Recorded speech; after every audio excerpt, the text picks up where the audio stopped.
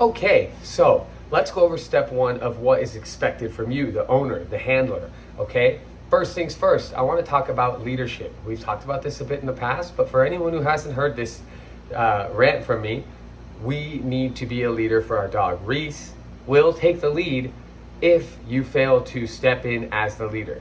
Now, what does leadership look like? Number one rule is leadership will never, ever, ever take the form of punishment.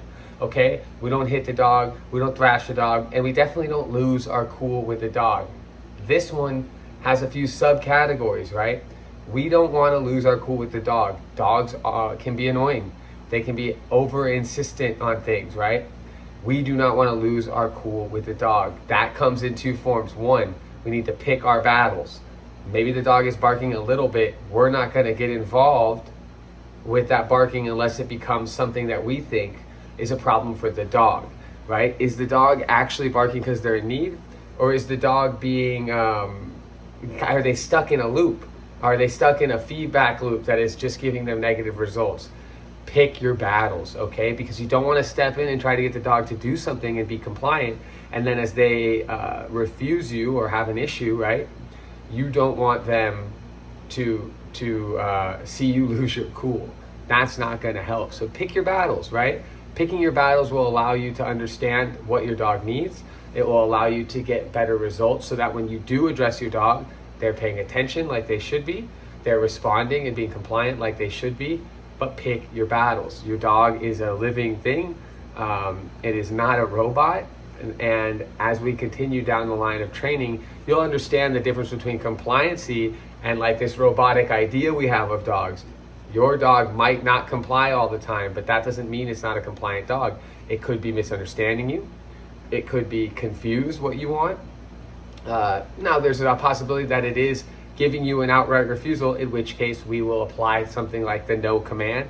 We'll mark a bad behavior, and then we'll reissue a command. So remember that we don't want leadership to ever look like punishment. We want to pick our battles, okay?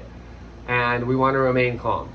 The last thing I would say when it comes to the mentality is we want to will our dog to success in anything. Maybe your dog has been having trouble walking on a certain section of your walk with you every day. Maybe you're getting frustrated with your hold conditioning, right? Will the dog to success. If you wake up one morning and that day is the day you're going to make sure the dog does a perfect retrieve, you need to put that in your mind and the dog will pick up on it. I guarantee it.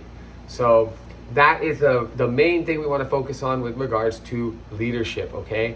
We're going to lead the dog. We're going to read the dog's body language and lead the dog as we see necessary, okay? We're never going to punish the dog. We're never going to lose our cool, right? If we raise our voice to the dog, it's simply a tool. Dogs understand tone. But telling a dog no is different than freaking out, pulling your hair out, and letting the dog frustrate you. Remember, dogs are persistent. Dogs are persistent. I'll say it one more time. Dogs are persistent. They're persistent creatures. We need to be more consistent and more persistent than the dog. And that is important. And if we apply those things and we consider the checklist of has they been fed, have they had water, have they been worked, have they gone to the bathroom, if these main checklists are done, then we can address what the dog truly needs. And the last thing I'll say is we need to make sure that when we're assessing what the dog needs, we are looking at the dog in a very simple way, all right? We are going to divorce ourselves from this idea of the dog having some complex emotional state like us. Your dog does not have a complex emotional state. It just doesn't. If it's barking, it's not barking because it's sad, okay? These are things we really need to understand.